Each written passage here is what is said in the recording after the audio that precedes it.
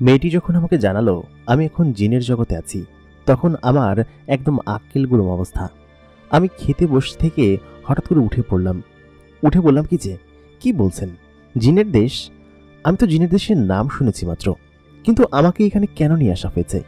আমি বেশ খানিকটা ভয় পেয়ে গিয়েছি, কারণ জিনেরা তো সাধারণত মানুষকে তুলে নিয়ে আসে শাস্তি দেওয়ার জন্য অথবা এখানে আটকে রাখার জন্য। আমাকে কি তাহলে শাস্তি দেওয়া হবে? আমার সামনে থাকা মেয়েটি আবার আমাকে দেখে হেসে ফেলল, বলল কি যে, আপনি তো আসলে অনেক ভয় পান, এত ভয় পান কিসের জন্য? আমি বললাম কি যে, ভয় পাবো না, আমি জিনেদের ব্যাপারে অনেক খারাপ খারাপ কথা শুনেছি। ছোটবেলায় দাদি গল্প করতো জিনদেরকে নিয়ে। তারা বলতো জিনেরা নাকি অনেক খারাপ হয় এবং তারা নাকি মানুষকে তুলে নিয়ে গিয়ে আর দিয়ে যায় না। আমাকে কি তাহলে আপনারা এই জন্যই? কিন্তু কেন? মেয়েটি তখন আবার খিলখিল করে হেসে দিল, বলল কি যে, আপনি যে কি বোকা, আপনাকে যদি তুলে নিয়ে আসতাম তাহলে কি এরকম ভাবে নিয়ে আসতাম? অন্যভাবে নিয়ে আসতাম। প্রিয় দর্শক, সবাই কেমন আছেন? স্বাগত জানাচ্ছি এই গল্পের দ্বিতীয় এপিসোডে। প্রথম এপিসোড যারা এখন পর্যন্ত দেখেননি তারা মেগাবক্স প্রাইম এই চ্যানেলের ভিতরে গিয়ে প্রথম এপিসোডটি দেখে আসুন। প্রথম এপিসোড না দেখলে আপনারা দ্বিতীয় এপিসোডের অনেক কিছুই বুঝতে পারবেন না। বরাবর মতো কণ্ঠে আমি আরজে ইমরান আপনাদের সঙ্গে আছি এবং আপনারা দেখছেন দ্য মেগাবক্স প্রাইম। আমাদের আজকের গল্পের শেষ পর্যন্ত থাকুন এবং গল্পগুলো আপনার কাছে কেমন লাগছে আমাদেরকে কমেন্ট করে একদমই জানাতে ভুলবেন না। এবং সেই সাথে আমাদের বেশি বেশি করে কমেন্ট করুন, লাইক করুন এবং শেয়ার করুন। আমাদের বাকি আরও দুটি চ্যানেল দ্য মেগাবক্স এবং ভূত বাক্স, সেই দুটি চ্যানেলও যেন সাবস্ক্রাইব করে আসবেন। ভিডিও ডিসক্রিপশন অথবা চ্যানেলের লিঙ্ক ভিডিও ডিসক্রিপশনে দেওয়া থাকবে। তাহলে চলুন বেশি কথা না বলে আমরা সরাসরি ঘটনায় চলে যাই। খাওয়া দাওয়া শেষ করে আমি বিশাল আকৃতির একটা সরু গলির মাঝখান দিয়ে হেঁটে যাচ্ছি। এটা শহরের একটা গলি এবং আমার সঙ্গে আছে সেই পরিমেয়েটি, যে পরিমেয়েটি আমাকে ওই দিন রাতের বেলা বাড়ি থেকে নিয়ে এসেছিল। এখানে একটা বিয়ের দাওয়াতে এসেছি আমি, তবে এটা আমি আসার পরে জানতে পারলাম। আমাকে যখন সেদিন ডাইনিং টেবিলে মেয়েটি জানালো যে আমি একটা জিনের জগতে আছি, তখন তো আমি ভয়ে একদম কাজুমাজু হয়ে গিয়েছিলাম। তারপর সেই আমার ভয় কাটিয়েছে। আমি যখন ওইখান থেকে ভয়ে প্রায় আমার আধমরা অবস্থা, তখন সেই মুরব্বী লোকটা এসেছিল এবং এসে আমাকে জানালো, কি ব্যাপার, আপনি ভয় পাচ্ছেন কিসের জন্য? ভয় পাওয়ার কিছু নেই, আমি কামিলে জিন এবং এই কাবিলা আমার এবং এই কাবিলার সর্দার আমি। আমার বড় মেয়ের বিয়ে, আর সেখানে তুমি এসেছো, তুমি ভয় পাচ্ছ কিসের জন্য? আমি তো তোমাকে নিজেই ইনভাইট করেছি। তুমি সেদিন আমাকে যে বিপদ থেকে উদ্ধার করেছিলে সেটার পুরস্কার হয় না আসলে, তোমার প্রতি আমি কৃতজ্ঞ। তুমি এইখানে সব কিছু ঘুরে টুরে দেখো, সপ্তাহখানিক তো এখানে থাকতে হবে তোমাকে, তাই না? আর তারপর তার মেয়েকে বলল কি যে, ওকে কিন্তু সব ঘুরিয়ে দেখাস। আর শোনো, ও হচ্ছে আমার ছোট মেয়ে, কোনো কিছু লাগলে ওকে আগে ডাক দিবে, ঠিক আছে? আমি ওর উপর দায়িত্ব দিয়েছি তোমার সমস্ত কিছু দেখার জন্য। আমি ওনার কথা শুনে খানিকটা স্বস্তি বোধ করেছিলাম। এরপরে তো বেশ খানিকটা সময় লেগেছে আমার স্বাভাবিক হতে। শহরের সেই সরু গলির মাঝখান দিয়ে আমি এবং সেই মেয়েটি, মানে হচ্ছে পরিমেয়েটি, হেঁটে যাচ্ছি। সে আমার পাশাপাশি হেঁটে যাচ্ছে এবং আমাকে বোঝাচ্ছে যে এইখানটা এরকম। এখানকার রাস্তাঘাটগুলো খুব অদ্ভুত। সাধারণত এখানকার যেসব জিনেরা আছে তারা রাস্তা দিয়ে চলাচল করে না খুব একটা, আকাশ দিয়েই উড়ে বেড়ায়, কারণ এখানে সকলেই উঠতে পারে। আপনি যদি আকাশে চোখ বোলান তাহলে দেখতে পাবেন যে সব সময় আকাশে দুই একটা জিন ওড়াউড়ি করছে এবং তারা এক জায়গা থেকে অন্য জায়গায় এরকম যাতায়াত করে। আকাশ দিয়ে করে, মাটি দিয়ে খুব কমই করে এবং পাখিদের মতো ওড়াউড়ি করে। এই জায়গার পরিবেশগুলো দেখে প্রথম আমার খুব অন্যরকম লেগেছিল, কিন্তু পরবর্তীতে এগুলো দেখে আমার সত্যি কেন যেন ভালো লাগতে শুরু করলো। কারণ ওই যে ভয়টা যে কেটে গিয়েছে এবং আমি কোথায় এসেছি সেটা সম্পর্কেও আমি কিন্তু বুঝতে পারলাম। আর আমার সেই জিন সেই লোকটি আমাকে জানিয়েছেন যে 7 দিন যদি আমি বাড়িতে নাও যাই তাও কোনো সমস্যা নেই, জিনেদের মারফত সব খাবার তাদের বাড়িতে পৌঁছে যাবে আমার মা এবং বোনের জন্য, এবং তেনারা কোনো সমস্যায় পড়বেন না, সেহেতু আমার এখানে থাকতে কোনো সমস্যা নেই। পরিমেয়েটি আমাকে বলে উঠল, আচ্ছা, আপনি এর আগে কখনো এখানে আসেননি বলে এত অবাক হচ্ছেন, তাই না? আমিও কখনো এর আগে মানুষের দুনিয়ায় যাইনি। খুব ছোটবেলায় গিয়েছিলাম বাবার সাথে কোনো একটা জায়গায়, বাবার কোন এক বন্ধুর বাড়িতে। সে নাকি একজন মানুষ ছিল এবং সেখানে গিয়েছিলাম বাবার সঙ্গে, তাছাড়া যাওয়া হয়নি। এই বাবা কয়েকদিন আগে আমাকে বলল যেতে। বাবা মাঝে মধ্যেই যায়, তবে তিনি সেদিনকে বিপদ থেকে উদ্ধার হয়ে কার কথা জন্য বলছিলেন সেটা যে তুমি, সেটা তো আমি একদমই জানতাম না। আমি বললাম কি যে, আসলে সেটা তো আমার কর্তব্য ছিল, আমি কেউ বিপদে পড়লে সাহায্য করব না, এটা কি হয় নাকি? সেই হিসাবে তাকে সাহায্য করেছি, তবে তিনি যে একটা জিন ছিলেন সেটা আমি একদমই আজ করতে পারিনি। ওনার উপর হামলা করেছিল কারা? তখন সেই মেয়েটি বলে উঠলো, সে অনেক কথা, সেটা নিয়ে তোমার ভাবতে হবে না, তুমি এক কাজ করো, চলো আমার সঙ্গে। আমাকে আমার বান্ধবীর বাসায় যেতে হবে, বুঝতে পেরেছো? সেদিনকে যে বান্ধবীর বাসায় গিয়েছিলাম আজকে যাব, ওই যে তোমাকে রেখে চলে গেলাম। আমি বললাম, ও আচ্ছা ঠিক আছে, তাহলে চলো। তারপর ওর সাথে আমি হাঁটতে লাগলাম। খানিকটা সামনে যেতেই একটা চৌরাস্তার মোড়ে একটা লোক আমাকে থামিয়ে দিয়ে বলল কি যে, এই ছোকরা, তুই এখানে কি করছিস? তুই না একটা মানুষের ছেলে, তোর গায়ে তো মানুষের গন্ধ, তুই এখানে কি করছিস? কিভাবে এসেছিস? একে ধর সবাই। এই বলতে বলতে চারিদিকে একদম মানে খুব লোকজন ভিড় হয়ে গেল এবং আমাকে ঘেরাও করলো।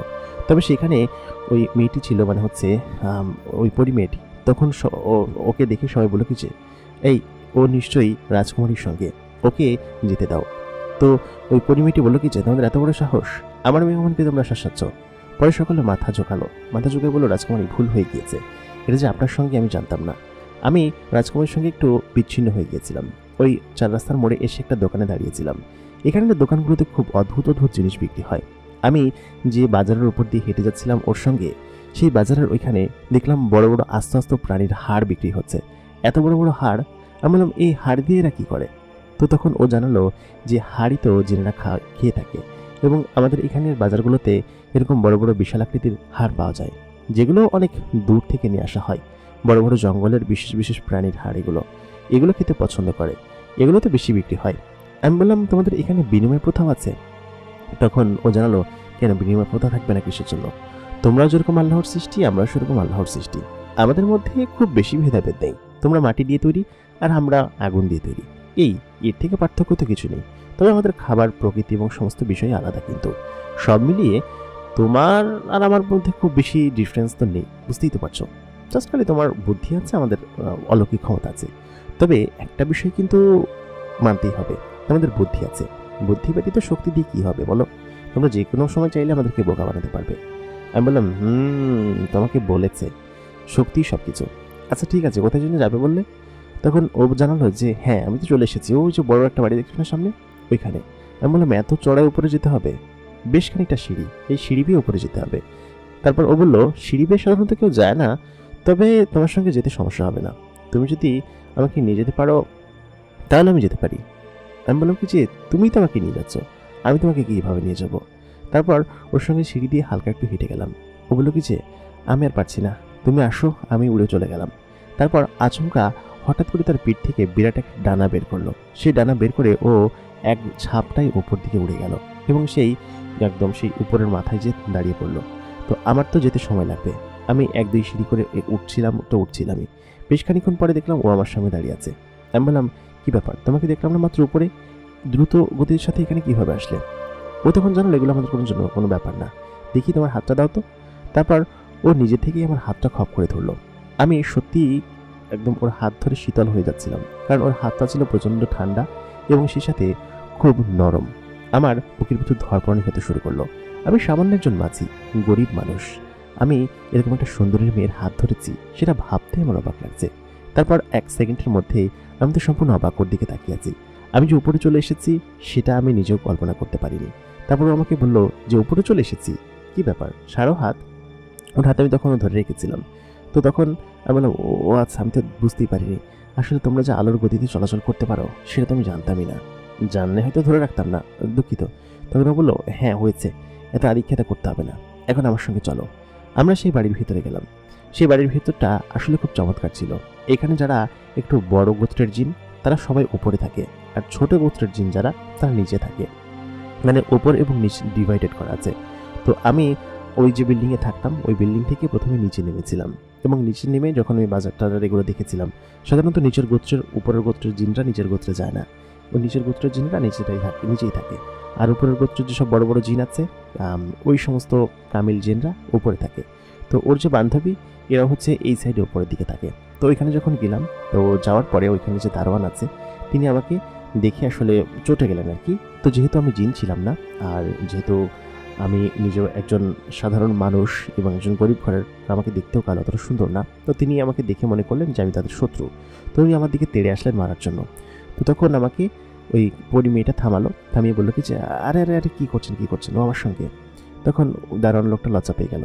দারোয়ান লোকটাকে দেখে আমার ভীষণ হাসি পাচ্ছিল, কারণ তার কানটা একদম মোড়ানো, ওই যে এক প্রকার ট্রায়াঙ্গেলের মতো মোড়ানো, আর সেই সাথে তার নাকটা একদম বোচা টাইপের, নাকের ইয়েটা সরুটা একদম খুবই সরু, এবং সেই সাথে তার গাল এবং দাড়ির স্টাইল, শরীরের অসংখ্য জায়গায় অবাঞ্ছিত লোম এবং সব লোম দিয়ে ভরা আর কি।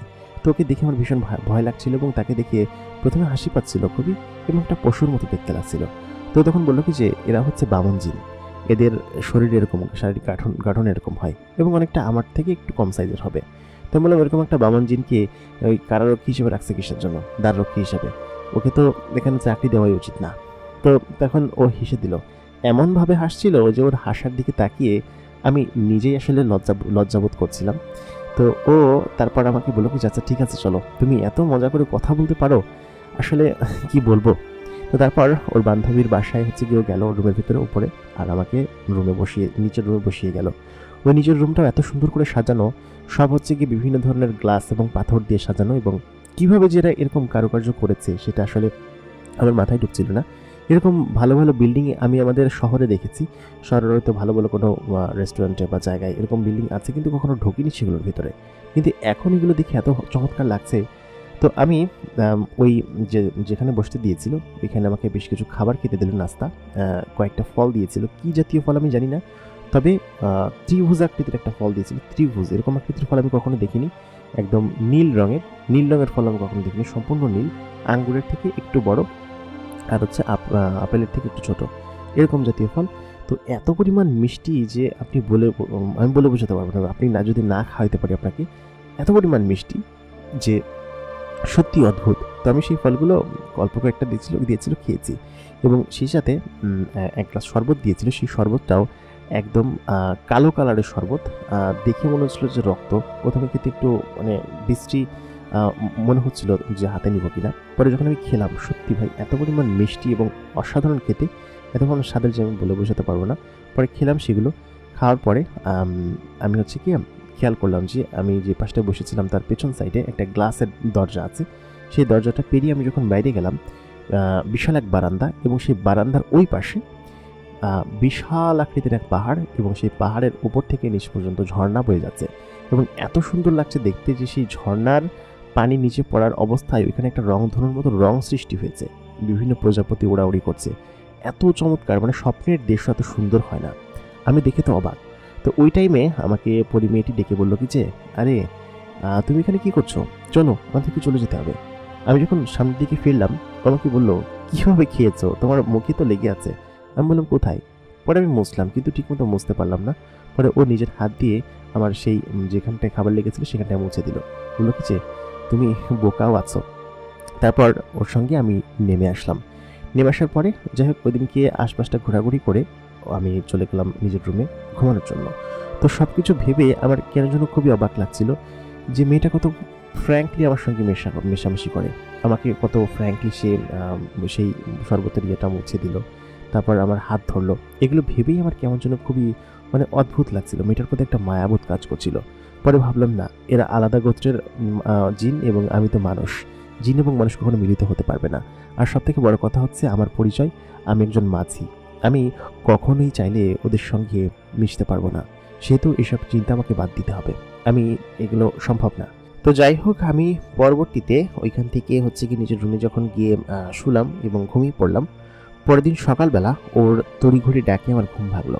উনি হচ্ছে গিয়ে আমার রুমের ভিতরে ঢুকেছিলেন, সম্ভবত জানালা দিয়ে ঢুকেছিলেন, আমি জানালা সবসময় খোলা রাখতাম, এবং এমন বিশাল আকৃতির জানালা যে আপনারা দেখলে অবাক হবেন যে এত বিশাল আকৃতির জানালা হতে পারে। আর সাধারণত ওদের ঢোকার জন্য ঠিকঠাক আছে, এবং আমাকে প্রায় 10তম মঞ্জিলের উপরে একটা রুমের ভিতরে থাকতে দেওয়া হয়েছিল। রুমটা বিশাল আকৃতির এবং ওই কাঠের মতো রাজকীয় পুরাতন প্রাসাদের মতো যেরকম পর্দা এবং গালিচা সব কিছু বেছানো আছে। তো সব মিলিয়ে আমার এগুলো দেখে প্রথম খুব ভালো লেগেছিল, এবং পরবর্তীতে যখন ওই মেয়েটি সকালবেলা উঠে আমার পাশে এসে বসে বললো কি যে এই যে শুনছেন, এই যে শুনছো, ওঠো তাড়াতাড়ি। আমি বললাম কি যে কী ব্যাপার তুমি, আমি ঘুম চোখে যখন ওর দিকে তাকালাম সত্যি আমার মনকে আসলে আমি বোঝাতে পারছিলাম না যে ওর দিকে ধাবিত হওয়া যাবে না, কিন্তু ও আমার সঙ্গে এরকমভাবে মিশছে যে ওর প্রতি ভালোবাসাটা আমার এমনিই চলে আসবে, যে কোনো পুরুষের ভালোবাসাটা চলে আসবে, কারণ একাতে এত সুন্দরী একটা মেয়ে, তারপর সে এরকমভাবে আমার দিকে অ্যাপ্রোচ হচ্ছে বা আমাকে এরকমভাবে বোঝানোর চেষ্টা করছে, আমার সঙ্গে মিশছে, তো সব মিলে আমার তো ভালো লাগবেই। তো তারপর আমি হচ্ছে গিয়ে বললাম কি যে কী হয়েছে, ও তখন আমাকে হাত ধরে তুললো, বললো কিছু ওঠো ওঠো, আমাকে এক জায়গায় যেতে হবে। বাবা বলেছে তোমাকে সঙ্গে করে নিয়ে যেতে, যাতে করে তুমি ঘুরেও দেখতে পারো, আর সেই সাথে সব কিছু আমার একটা কোম্পানিও হয়ে যাবে, চলো আমার সঙ্গে।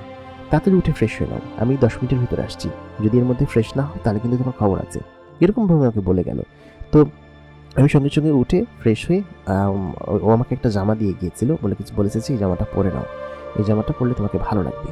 তো আসলেই খুব অদ্ভুত একটা জামা, সাদা রঙের এক ধরনের গোল্ডেন কালারের কাজ করা, তারপর এবং রাজাদের আগেরকার রাজারা যে সমস্ত জামা কাপড় পরতো ঠিক সেরকম জাতীয় জামা কাপড়।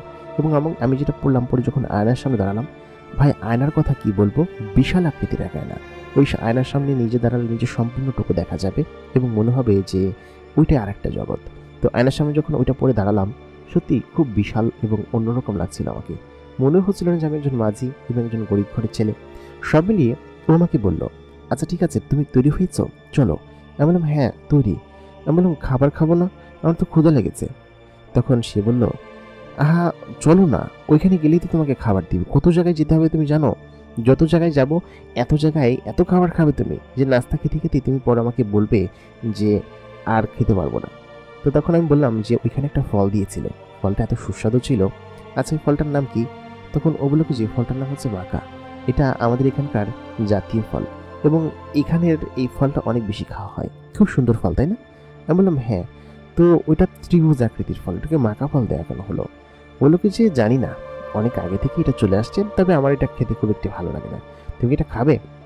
যদি খাও তাহলে আসার সময় তোমাকে এটার বাগানে নিয়ে যাব, ঠিক আছে? আমি বললাম বাগানও আছে এটা? ও জানালো হ্যাঁ থাকবে না কেন, আমাদের এখানে সব কিছুই আছে, তুমি যদি চাও তাহলে আমি তোমাকে নিয়ে যেতে পারি, ঠিক আছে, তবে সেটা এখন না, ফেরার পথে। আমি বললাম কোথায় যাচ্ছি আমরা? ও তখন জানালো আমরা এখন যাচ্ছি বেশ কয়েকটা জায়গায়, আমাদের আত্মীয় স্বজনের বাসায়। আমার বাবা আমাকে বেশ কিছু ইনভাইটেশন দিয়ে পাঠিয়েছেন, অমুক অমুক বাড়িতে গিয়ে বলতে হবে। ওনাদেরকে আসলে স্পেশালি দাওয়াত না দিলে সমস্যা আছে, যেহেতু আমার বোনের বিয়ে, তো সেহেতু ওনারা আমাদের বিশেষ আত্মীয়। তো তারপর ও আমাকে হচ্ছে গিয়ে যে বাহনে করে নিয়ে যাচ্ছিল, যে বাহনে করে আমাকে নিয়ে এসেছিল, সেই বাহনে করেই ওর পাশে আমি বসে আছি। আমি বলে বোঝাতে পারবো না যে ও কি সুন্দর আর কি, ওর গায়ের ঘ্রাণটা আমাকে সবসময় মাতাল করে রাখে। আমি যে একটু একটু করে ওর প্রেমে পড়ে যাচ্ছি সেটা আসলে বলা বাহুল্য এবং বলে বোঝানো কখনোই সম্ভব না। তো তারপর আমি হচ্ছে গিয়ে ওর সঙ্গে গল্প করতে করতে বেশ খানিকটা দূর পাড়ি দিয়ে আমরা আসলাম। তো আমি এবং ও মেঘের ভেতর দিয়ে উড়ে যাচ্ছিলাম। বেশ খানিকক্ষণ পরে ও হচ্ছে গিয়ে একটা প্রাসাদের দিকে ইঙ্গিত করলো, বললো কি যে ওই বাড়িটা হচ্ছে আমার অমুক আত্মীয় এবং সেই আত্মীয়র বাড়িতে আমাকে যেতে হবে, তুমি শুধুমাত্র কয়েক মিনিট বসবা, ঠিক আছে, তারপর আমি জাস্ট খালি কথা বলে চলে আসবো। তো তখন আমি যখন ভিতরে গেলাম, ওইখানকার যে বাড়ির সামনে ওর যে বাহনটা ছিল সেই বাহনটা যখন দাঁড়ানোর পরে ভেতর থেকে কয়েকজন লোক ছুটে আসলো, এসে বললো কি যে আরে, মানে ওরা ওদের ভাষায় কথা বলছিল, তবে উচ্ছ্বাস নিয়ে কথা বলছিল, এতটুকু বোঝা যাচ্ছে। তো পরবর্তীতে আমাদেরকে ইশারা দিয়ে বললো, আমি সালাম দিলাম এবং ওনারা সালাম উত্তর নিল, কিন্তু ওনারা কী ভাষায় কথা বলছিল সেটা আসলে আমি জানি না। তবে ওনারা দেখে প্রথমে একটু নাক সিটকালো এবং বললো, আরে একটা মানুষ এখানে কী করছে? তখন ওদের ভাষায় ওরা কিছু একটা বলাবলি করেছে। আমাকে তখন খুব আমন্ত্রণের সঙ্গে ঘরের ভিতরে নিয়ে গেল। নিয়ে গিয়ে ওই যে ও বলেছিল যে এত এত খাবার দিবে, যে খাবার খেয়ে একদম খারাপ অবস্থা হয়ে যাবে। তো প্রথম বাড়িতেই আমাকে যে পরিমাণ খাবার দেওয়া হলো, সেই খাবার খেয়ে আমার অবস্থা খারাপ। ও যখন ভেতরে গেল, ভেতরে গিয়ে সবার সঙ্গে কথা বলছিল, বাইরের রুমে মানে হচ্ছে ড্রয়িং রুমে, ওদের যে ড্রয়িং রুম আছে সেই ড্রয়িং রুমে আমাকে সেই ফলগুলো আবার খেতে দেওয়া হলো, সেই সাথে নানান ধরনের মিষ্টি। এবং যেহেতু আমি মানুষ, সেহেতু মানুষের খাবার যোগ্য কিছু খাবার, যেগুলো কিনা আমাকে খুব সুন্দরভাবে সাজিয়ে দেওয়া হয়েছিল এবং বললো কি যে এইগুলো আপনি চাইলে খেতে পারেন বা নিয়েও যেতে পারেন, আমাকে দিয়ে দিব। ওইখানকার যারা কাজ করে তারা বললো। আমি বললাম না না, আমি ইশারা দিয়ে বললাম যে আমি না তো নিব না, আমি এটাই ঠিক আছে। তো পরে ও বেরিয়ে আসলো এখান থেকে, আমাদের গাড়িটা আবার ওড়াল দিল। তারপর ওড়াল দিয়ে আরেকটা জায়গায় গেল, সেখানে ওইরকম সেম আকৃতির পরিবেশ আর কি। আমাকে এত পরিমাণ খাবার খেতে দেওয়া হলো যে সেই খাবারগুলো আমি খেয়ে খেয়ে আমার একদম অবস্থা খারাপ। তো লাস্টের দিক দিয়ে প্রায় 8-9টা বাড়িতে গেলাম, তো সব জায়গায় টুকটাক খাবার দিয়েছে এবং খাবার খাওয়ার শেষে আমি পুরো ফুল, দুপুরের আগ পর্যন্ত আমি পুরো ফুল। ও আমাকে বললো যে কি এখন কি খাবার খেতে মন চাচ্ছে আপনার স্যার? আমি বললাম কি যে তুমি আমার সাথে মজা করো না তো, এমনিতেই এত পরিমাণ খাবার খেয়েছি যে আমার একদম পেট ফুল হয়ে যাবে, পেট ফেটে যাবে কোন সময়। ও তখন এমনভাবে হাসছিল যে ওর দিকে তাকাতেই আমার অদ্ভুত লাগলো, মানে এটা কি কিসের অনুভূতি আমি বলে বোঝাতে পারবো না। এটাকে কি ভালোবাসা বলে নাকি অন্য কিছু? মানে ও যখন আমার আশেপাশে থাকে না, তখন আমার খুব খারাপ লাগে যে ওকে আমি দেখতে পাচ্ছি না কেন। মানে ওর প্রতি এরকমটা প্রেমে পড়ে যাবো আমি ভাবতে পারিনি। মাত্র ৩-৪ দিন, ৫-৬ দিনের পরিচয়, এরকমভাবে ওর প্রতি আমার অ্যাফেকশনটা বেড়ে যাবে, সেটা আসলে অকল্পনীয় ছিল।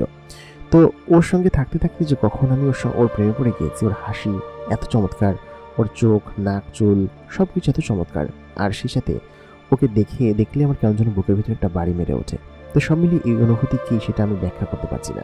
তো তারপর ও হচ্ছে গিয়ে দুপুরের পরপর যখন সবকিছু শেষ হয়ে গেল, আমাকে বলল যে তুমি আমার সঙ্গে একটা জায়গায় যাবে, আমার খুব প্রিয় জায়গা, সেই জায়গাটা আমি তোমাকে ঘুরতে নিয়ে যাব। আমি বললাম সেটা বলার অপেক্ষা রাখে নাকি, চলো। তবে তুমি কিন্তু আমাকে আরেকটা জায়গায় নিয়ে যাবে বলেছিলে, সেটা হচ্ছে সেই ফলের বাগানে, তোমাদের জাতীয় ফল কি জানো, মাকা, সেই মাকা ফলের বাগানে নিয়ে যাবে, ঠিক আছে? ও তখন বলল আচ্ছা ঠিক আছে নিয়ে যাব, তবে তোমার তো এখন খেতে ইচ্ছে করছে না তাই না, তোমাকে আমি রাতের দিকে নিয়ে যাবো। হ্যাঁ, রাতের দিকে ওই বাগানটা এত সুন্দরভাবে সেজে ওঠে, তুমি জাস্ট দেখলে কল্পনা করতে পারবে না। তবে একটা শর্ত আছে কিন্তু, তোমাকে কিন্তু তোমাদের দেশ ঘুরিয়ে দেখাতে হবে। আমি সেই ছোটবেলায় বাবার সঙ্গে গিয়েছি মানুষের পৃথিবীতে, এরপরে আর যাইনি কখনো।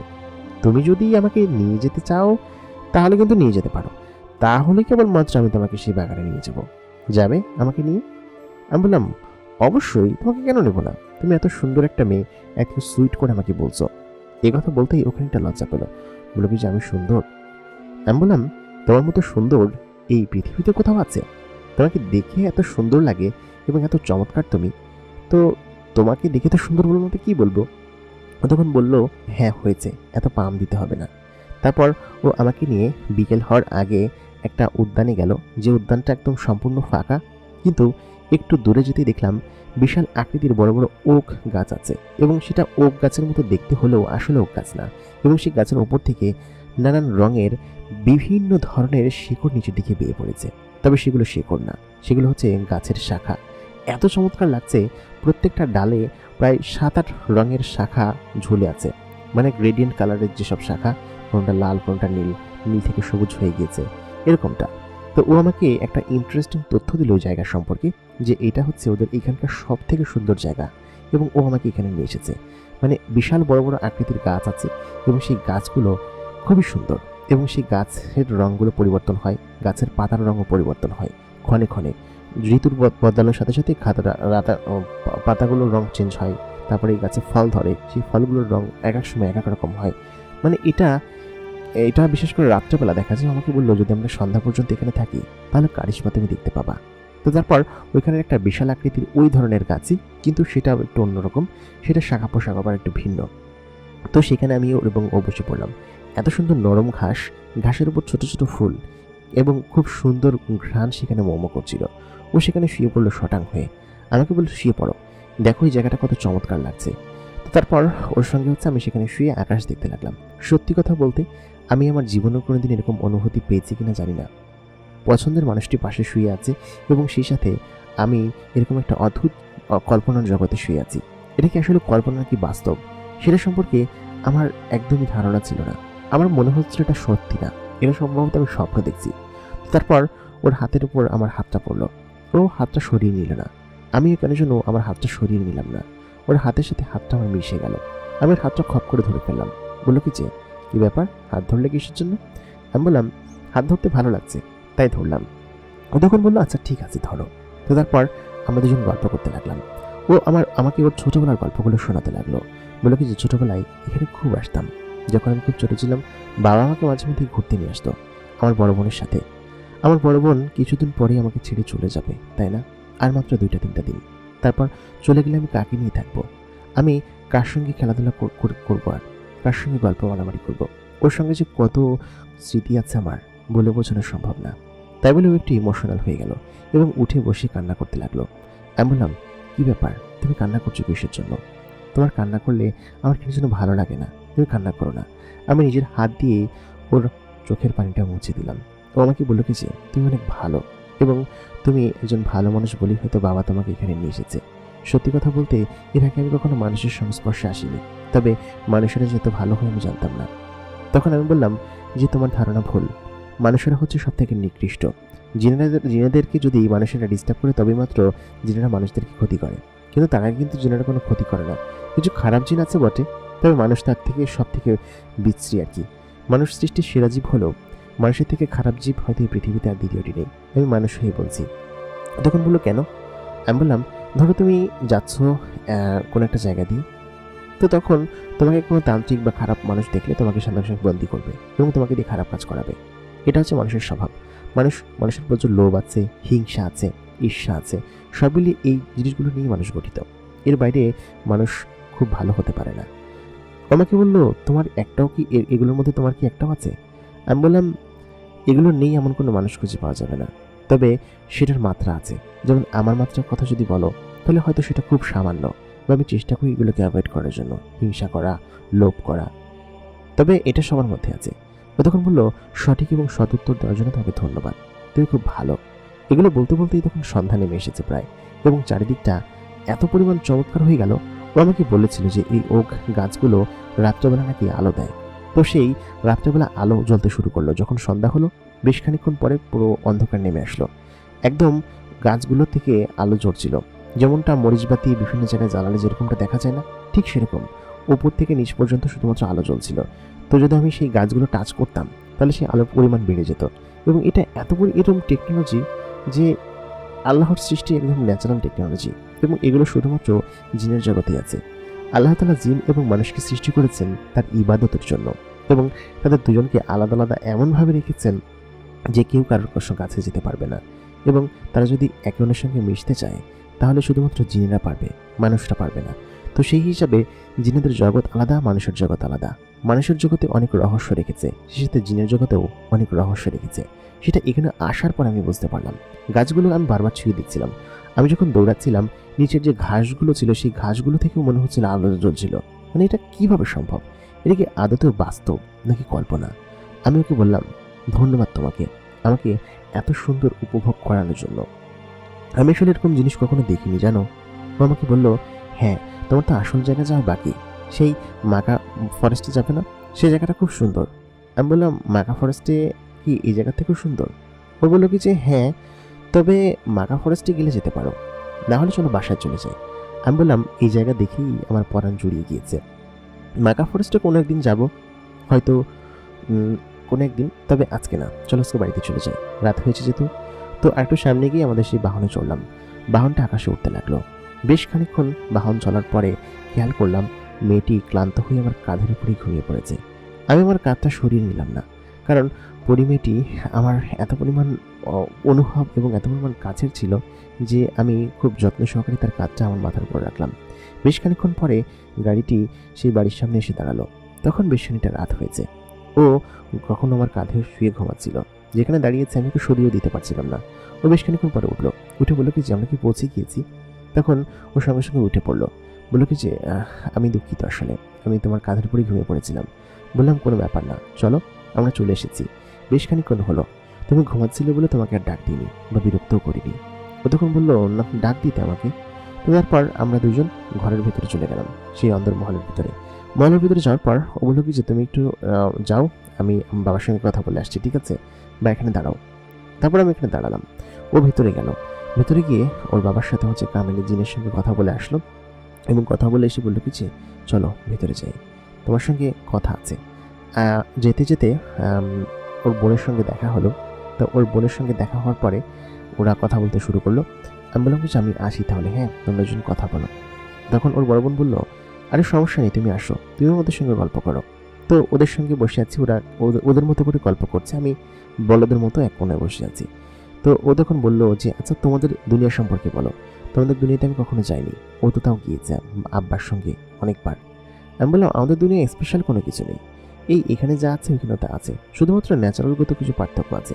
যেমন ন্যাচারালি আমরা বুদ্ধিমান, যেটা ও আমাকে বলল, সেই সাথে আমরা খুবই নগণ্য, মাটির তৈরি, আমরা উঠতে পারি না, আমাদের অলৌকিক ক্ষমতা নেই, কিন্তু বুদ্ধিমত্তা আছে এবং জ্ঞান আছে, এর থেকে বেশি কিছু না। আর জিনেদের সম্পর্কে আমি যতটুকু জানি সেটা হচ্ছে জিনেরা অলৌকিক ক্ষমতার মালিক, ন্যাচারালগত তাদের পরিবর্তন আছে, তারা আগুন দিয়ে সৃষ্টি, সেই সাথে তারা মানুষের থেকে অনেক বেশি শক্তিশালী, কিন্তু তাদের বুদ্ধি এবং জ্ঞান নেই। এই দুইটা হচ্ছে কথা। তখন ও বলল কি যে হ্যাঁ ঠিক বলেছো, তবে বুদ্ধি এবং জ্ঞান যে একেবারেই নেই এমনটা কিন্তু না, না থাকলে কিন্তু আমরা চলে ফিরে খেতে পারতাম না। নিম্ন শ্রেণীর যেসব জিনেরা আছে তাদের বুদ্ধি একদমই নেই, তারা একদম লোয়ার ক্যাটাগরির। আমি বললাম ওরকমটা তো আমাদের ওখানেও আছে, তবে ব্যাপার না, এগুলো নিয়ে আমি কখনো মাতামাতি করি না। তো গল্প করতে করতে কখন যে বেশ খানিকটা রাত হয়ে গেল টের পেলাম না। ও তখন বললো কি যে আচ্ছা চলো তোমাকে দিয়ে আসি, তারপর আমি ঘুমাতে যাব, আসলে খুবই ক্লান্ত লাগছে। আর শোনো, তোমাকে কিন্তু সেই মাকা ফরেস্টে নিয়ে যাবো এখন একদিন, তুমি কিন্তু মন খারাপ করো না, ঠিক আছে? তখন ও আমাকে বাই বলে চলে গেল। আমি যখন নিজের ঘরে আসলাম তখন আমার এত পরিমাণ ভালো লাগছিল যে আসলে বলে বোঝানো সম্ভব না, যে আজকের দিনটা খুবই সুন্দর ছিল এবং আজকের দিনটা হয়তো সব থেকে বেশি গুরুত্বপূর্ণ এবং সব থেকে বেশি কাজে দিয়েছে ওর প্রতি আমার আরও বেশি দুর্বল হওয়ার। তবে আমার ওর প্রতি দুর্বল হওয়াটা একদমই ঠিক হচ্ছে না, আমার খুবই খারাপ লাগছে। এত পরিমাণ দুর্বল হব কিসের জন্য ওর প্রতি? ওকে তো আমি ভালোবাসি না, বা ওকে ভালোবাসাটাও আমার জন্য হয়তো সম্ভব না। খুবই খারাপ লাগার মতো কথা। তো তারপর আমি আমার নিজের রুমে এসে এগুলো ভাবতে ভাবতেই ঘুমিয়ে পড়লাম। পরের দিন সকাল হলো এবং পরের দিনটাও এরকমভাবেই কেটে গেল, এদিক ওদিক ঘোরাঘুরি করে, বাগানে হেঁটে, সমস্ত কিছু দেখে। আসলে জায়গাটা খুব চমৎকার ছিল। এরকম চমৎকার জায়গায় যে কেউ আসলে সেইখান থেকে যেতে চাইবে না। তবে কেন যেন আমার খুব বাড়ির কথা মনে হচ্ছিল, মায়ের কথা মনে হচ্ছিল। আমি তখন পরি মেয়েটাকে বললাম, আচ্ছা আমি কি একটু বাড়িতে যেতে পারি? আমার না মায়ের কথা খুব মনে হচ্ছে, মা একা একা কী করছে। ও তখন বললো, আচ্ছা ঠিক আছে, তোমাকে আমি সন্ধ্যার দিকে নিয়ে যাবো। হ্যাঁ, নিয়ে গিয়ে তুমি তোমার মায়ের সঙ্গে দেখা করে এসো। অবশ্য আর 2-3 দিন পরে আমার বোনের বিয়ে হয়ে গেলে তখন তো তুমি চলেই যাবে। আমি বললাম 2-3 দিন আমি অপেক্ষা করতে পারছি না, আসলে মাকে না দেখলে আমার খুব ভালো লাগে না।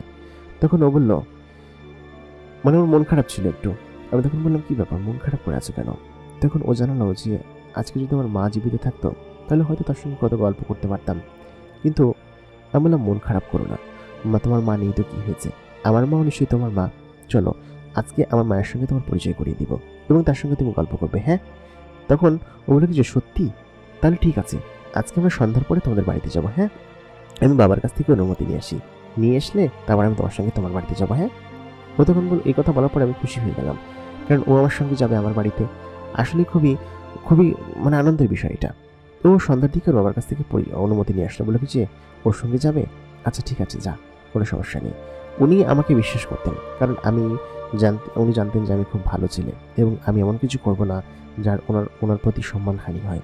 তো তারপর ও হচ্ছে কি আমাকে বললো, চলো আজকে আমরা বাহন নিয়ে যাব না, আজকে তুমি আমার সঙ্গে যাবে। হ্যাঁ? তো ওই দিনটা আসলে আমার হার্টবিট এত বেশি পরিমাণ বেড়ে গিয়েছিল যে অজ্ঞান হয়ে যাওয়ার মতো অবস্থা। আমাকে বললো আমার হাত ধরো, আমার হাত ধরলাম। হাত ধরার সঙ্গে সঙ্গে ও আমাকে বললো যে হাত তো ধরেছো, সাথে সাথে আমার আমার কোমরটা ভালো মতো চেপে ধরো, তাহলে কিন্তু পড়ে যাওয়ার সম্ভাবনা আছে। এই কথা বলতেই আমার হার্টবিট এত পরিমাণ বেড়ে গেল। তো আমি ওর পাশে বসেছিলাম, ওর সাথে সাথে যাচ্ছিলাম। তো আমার হার্টবিট দেখে ও আমার বুকে যখন হাত রাখলো, বললো কিছু, তোমার হার্ট এত দ্রুত চলছে কিসের জন্য? তোমার শরীরে অনেক দ্রুত চলছে। আমি বললাম কি যে জানি না আমি কিসের জন্য চলছে। তো ও তখন ওই সময় বুঝতে পেরেছিল কিনা আমি জানি না। বেশ খানিকক্ষণ ওড়ার পরে আমরা দুজন চলে আসলাম আমাদের সেখানে, যে জায়গাটায় হচ্ছে আমরা থাকতাম আর কি, আমার বাড়ি আর কি। সে বাড়ির সামনে যখন আমি দাঁড়ালাম, তো তখন আমার মা বললো কি যে, কী রে বাবা, আসছিস তুই? এতদিন কোথায় ছিলি? না বলে যে সেদিন গেলি, বললে কি যে আমি চলে আসবো কয়েকদিনের মধ্যে। মাঝখানে তো 4-5 দিন 6 দিন পার হয়ে গেল, তুই কোথায় গেছিলি বল? আর একজন লোক আইসা প্রত্যেক দিন না আমাকে করে খাবার দিয়ে যায় 3 বেলায়, আমাদের রান্নাই করা লাগে না। তুই মনে হয় বলছিস দিয়ে যেতে, তাই না? আমি বললাম, হ্যাঁ মা, আমি দিয়ে যেতে বলছি, আর ওর সাথে পরিচয় হও। আমি ওদের বাড়িতেই গেছিলাম। ও হচ্ছে গিয়ে রামিসা, আমি ওদের বাড়িতেই ছিলাম, বুঝতে পেরেছো?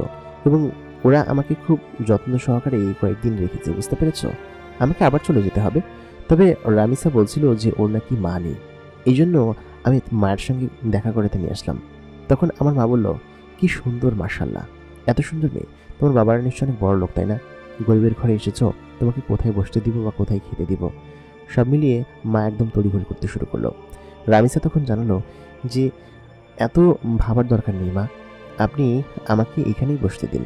আমি বড়লোক ঘরের মেয়ে হলেও আমার ওরকম অহংকার নেই, আমি মাটিতে বসেও খেতে পারবো, সমস্যা নেই, ঠিক আছে? তখন মা বলল, তোমার মতো খাঁটি মনের মানুষ হয়তো আর হতে পারে না। তখন আমি মনে মনে ভাবলাম যে খাঁটি মনের মানুষ বলেই হয়তো হতে পারে না, সে তার খাঁটি মনের মানুষ না, সে একটা আগুনের তৈরি জিন। এই কথা আমার মনে মনেই ছিল।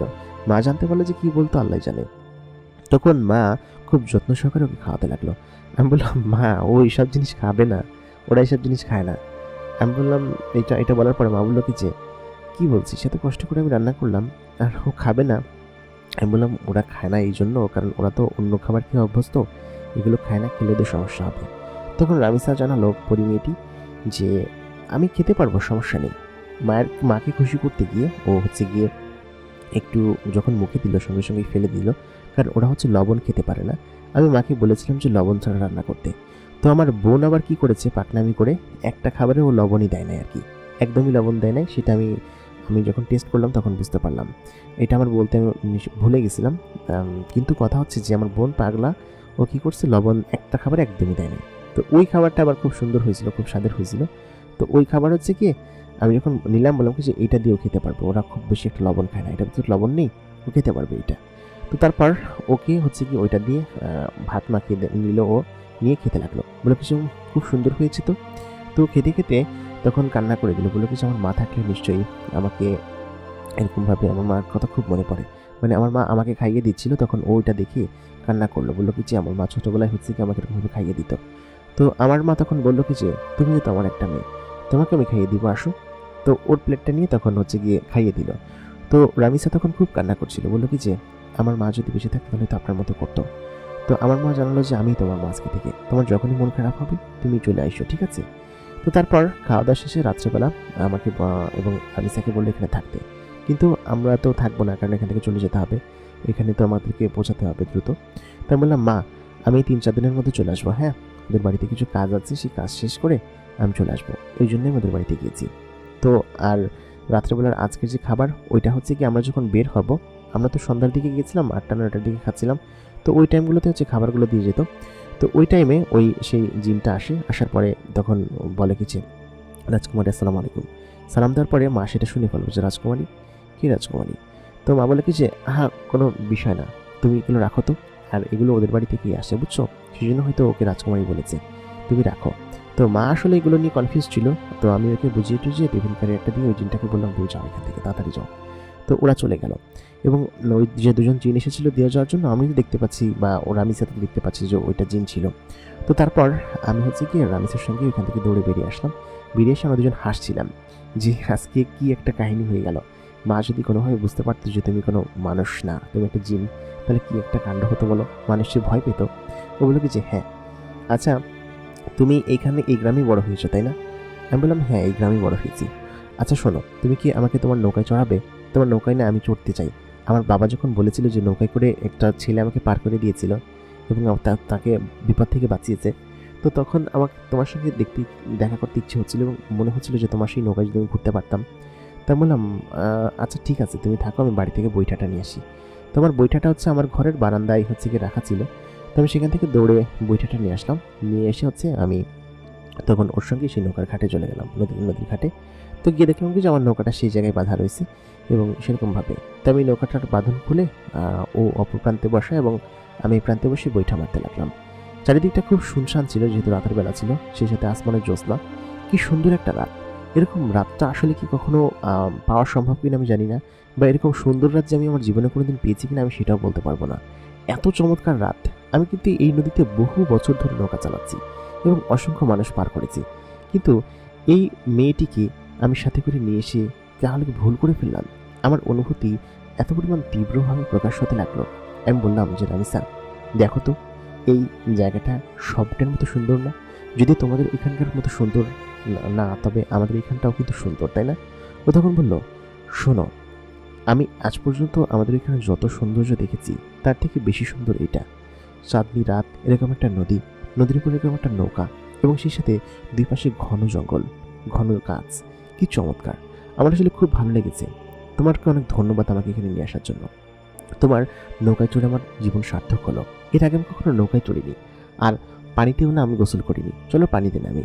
আমি বললাম পাগল, এখন দেখো নদীতে কিরকম টান এসেছে, এর ভিতরে তুমি নামতে পারবা না, আর তাছাড়া তোমাকে আমি পানির ভিতরে নামতে দিতে পারবো না, ঠিক আছে। ও তখন বললো আচ্ছা ঠিক আছে, তুমি যেটা বলেছো সেটাই করবো। তো তারপর এগুলো করতে করতে হচ্ছে গিয়ে বললো কি যে চলো চলে যাই, আমার না খুব ক্লান্ত লাগছে। আমি বললাম হ্যাঁ চলে যেতে হবে চলো। তারপর নৌকাটা হচ্ছে আমি ঘাটের এই পাড়ে বেঁধে উপরে উঠে আসলাম। উঠে এসে ও তখন বললো আচ্ছা ঠিক আছে চলো। তারপর ওর সঙ্গে আমি যেতে লাগলাম। বেশ খানিকটা পথ পাড়ি দেওয়ার পরে ও বললো কি যে শোনো, আমি না টায়ার্ড লাগছে খুব, তোমাকে নিয়ে যেতে আমার খুব কষ্ট হচ্ছে, কারণ অনেকটা পথে যেতে হবে এখনও, আমার টায়ার্ড লাগছে বলে আমি এখন যেতে পারছি না। এক কাজ করি, ওই সামনেই হচ্ছে গিয়ে সেই মাকা ফরেস্ট। তুমি না মাকা ফরেস্ট দেখতে চেয়েছিলে, চলো আমরা সেই মাকা ফরেস্টে যাই। ওই মাকা ফরেস্টে আমার একটা ছোট্টবেলার ঘর বানানো আছে, সেই ঘরের ভিতরে আমি ঘুমাবো, আর আজকে আমি বাসায় যাব না। তো ওর শরীর দেখে আসলে খারাপ মনে হচ্ছিল, ওর কি একটা রোগ ছিল যেন, ওইটা আমাকে বলেনি। পরের দিন আমি জানতে পেরেছি বাসায় যাওয়ার পরে। তো ও তখন হচ্ছে গিয়ে সেই মাকা ফরেস্টের এখানে গেল। ও যেরকমভাবে বলেছিল ঠিক সেরকম গাছে থোকায় থোকায় মাকা ফল ধরে আছে, এবং সেই সাথে সেই ফলগুলো দেখতে এত চমৎকার। ওইখানকারও বিভিন্ন গাছের শাখা প্রশাখায় আলো জ্বলছিল, টাচ লাগার সঙ্গে সঙ্গে আলো জ্বলছিল, এবং আমাকে একটা ঘরের ভিতরে নিয়ে গেল। যে ঘরটা একটা কুড়ে ঘরের মতো ঘর, কিন্তু সেটা কাঠ দিয়ে তৈরি, একটা ব্যাঙের ছাতার মতো ঘর। তো সে ঘরের ভিতরে যখন আমি গেলাম, মানে এত চমৎকার একটা ঘর যে এখানে বানানো। ও আমাকে বললো যে এটা ছোটোবেলার ঘর, এবং ছোটোবেলায় আমি এই ঘরে থাকতাম, এই ঘরে গল্প করতাম, আমরা দুই বোনে সেখানে গল্প করতাম, খেলাধুলা করতাম, আমি বাবার সাথে আসতাম, মায়ের সঙ্গে আসতাম। তো তাই বলে ও বললো কি যে আমি এখানে শুচ্ছি, হ্যাঁ খুব টায়ার্ড লাগছে আমার। ওর যে শরীর খারাপ সেটা আমি বুঝতে পারিনি, শরীর খারাপ বলেই হয়তো আমাকে বহন করে ওর বাড়ি পর্যন্ত নিয়ে যেতে পারিনি। তো তারপর ও হচ্ছে এখানে ঘুমিয়ে পড়লো। তো ঘুমিয়ে পড়ার পরে আমি ওকে ওখানে বসে বসে দেখছিলাম। আসলে বিছানাটা এত সংকুচিত ছিল যে ওইখানে ও একা শোয়ার পরে দ্বিতীয় কোনো প্লেস ছিল না যেখানে আমি শুতে পারবো। তো সব মিলিয়ে ওর দিকে আমি তাকিয়েছিলাম প্রায় অর্ধরাত পর্যন্ত। তাকিয়ে থাকতে থাকতে সেই সিটের উপরে আমি কখন ঘুমিয়ে পড়েছি। তো যখন সকালবেলা উঠলো, ও বেশ খানিকটা অসুস্থ ছিল, ও আমার দিকে তাকিয়ে আছে। তো আমাকে বললো যে তুমি এখানেই বসে আছো, তুমি শুতে ওইখানে। আমি তখন ওকে বললাম, আরে না না সমস্যা নেই, তোমার ওইখানে আমি কীভাবে ঘুমাবো, তুমি একটা মেয়ে হয়ে, তবে তোমাকে খুব সুন্দর লাগছে আজকে দেখতে। তবে ওকে খুবই বিভৎস লাগছিল। আমি বললাম তোমার কি কোনো সমস্যা? ও তখন বললো না খুব খারাপ লাগছে কেন যেন।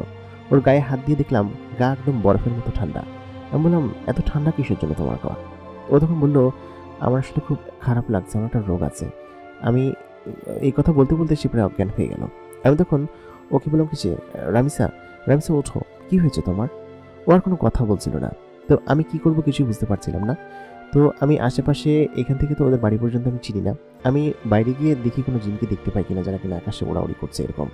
তো বেশ খানিকক্ষণ পরে, প্রায় ঘন্টা খানিক পরে আমি একজন জিনকে দেখতে পেলাম, যে কিনা হচ্ছে গিয়ে ওইখান দিয়ে উড়ে যাচ্ছিল। তো আমি তখন তাকে ডাক দিলাম, ডাক দেওয়ার পরে সে নিচের দিকে তাকালো, তাকিয়ে সে নিচে নেমে আসলো। সে একটা ছেলে জিন ছিল এবং একটা বালক জিন ছিল। সে নিচে নেমে এসে বললো কি যে মানে ইশারা দিয়ে বলছিল।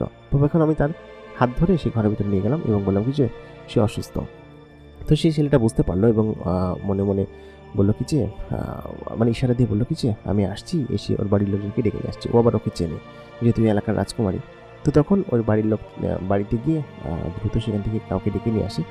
ততক্ষণে হচ্ছে কি আমি ওকে ওর মাথায় হাত বুলিয়ে দিচ্ছিলাম। তো ওর প্রতি ওর যে শরীর খারাপ সেটা দেখে আমার এত পরিমাণ বিভৎস লাগছিল যে সেটা বলে বোঝাতে পারবো না। তো তারপর ওইখান থেকে দুইটা গাড়ি আসলো এবং সেই সঙ্গে ওর বড় বোন আসলো এবং এসে আমাকে বললো কি যে ও এরকমভাবে অসুস্থ হয়ে পড়েছে। আসলে আমি কী করবো কিছুই বুঝতে পারছিলাম না। তো তারপর এখান থেকে গাড়িতে করে বাড়ি পর্যন্ত নিয়ে যাওয়া হলো এবং ওর যখন জ্ঞান ফিরল, ও তখন আমাকে বললো যে তুমি কালকে আমাকে এমনভাবে বাঁচিয়েছ, আসলে আমি খুব অসুস্থ ছিলাম, তুমি বুঝতে পেরেছো যে আমি অসুস্থ, এই জন্য তোমাকে আমি ধন্যবাদ অনেক। সুস্থ হওয়ার পরে এটা বললো এবং আমার হাত ধরে বললো কি যে তোমাকে অসংখ্য ধন্যবাদ, আমি তোমার প্রতি কৃতজ্ঞ, তুমি আমার সমস্ত কিছু কেন যেন বুঝতে পারো। প্রিয় দর্শক, এই গল্পের তৃতীয় পর্বে কী হবে সেটা জানতে হলে আমাদের সঙ্গে থাকুন। দ্বিতীয় পর্ব এখানেই শেষ। যারা প্রথম পর্ব দেখেনি তারা দেখে আসুন, দ্বিতীয় পর্ব তো হয়ে গেল এবং তৃতীয় পর্বে কী হবে জানতে হলে অবশ্যই আমাদের সাথে থাকুন। গল্পটি কতটুকু হবে বা কীরকম সুন্দর হবে, কীরকম সাজানো গোছানো হবে সেটা আপনাদের উপর নির্ভর করছে। এই গল্পকে যত বেশি ভালোবাসা দিবেন, গল্পটি তত সুন্দর হয়ে এবং ততগুলো পর্ব হয়ে আপনাদের সামনে উপস্থাপন হবে। যদি আমি দেখি যে গল্পে ভিউ হচ্ছে না বা সেই পরিমাণ আশানুরূপ কমেন্ট বা আমি রেসপন্স পাচ্ছি না, তাহলে আমি এটা দেওয়া বন্ধ করে দেব। তো আশা করি আপনাদের উপর ডিপেন্ড করছে যে আপনারা গল্পটাকে কত পর্যন্ত নিয়ে যাবেন। তো আজকের পর্বে এই পর্যন্তই ছিল। পরবর্তী পর্বে কী হবে জানতে হলে আমাদের সঙ্গে থাকুন। বরাবরের মতো কন্টেন্ট আর যে ইমরান ছিলাম, আমাদের চ্যানেলটাকে বেশি বেশি করে সাবস্ক্রাইব করুন, শেয়ার করুন, কমেন্ট করুন এবং আপনাদের সঙ্গে দেখা হবে পরবর্তী এপিসোডে। ততক্ষণ পর্যন্ত ভালো থাকবেন, সুস্থ থাকবেন। খোদা হাফেজ।